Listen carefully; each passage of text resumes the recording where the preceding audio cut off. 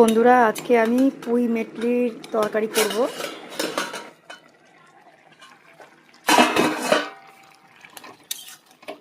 দেখো পুঁই মেটলি আছে, এর মধ্যে আলু আছে, মূলো আছে, সিম আছে, বেগুন আছে, সব দিয়ে তরকারিটা করছি। প্রথমে তো পাঁচফোড়ন, কাঁচা লঙ্কা সম্বার দিয়ে নিয়েছিলাম, নিয়ে তারপরে সবজিটা দিয়ে দিয়েছি। দিয়ে দেখো তারপরে সর্ষে বাটা, জিরে গুঁড়ো আর একটু আদা মেশিনে পেস্ট করে নিয়ে দিয়ে দিয়েছি এর মধ্যে, দিয়ে লবণ তো পরিমাণ মতন দিয়েই দিয়েছি। এটা তো রান্নার কিছু বলাই যায় না, এটা সবাই জানো।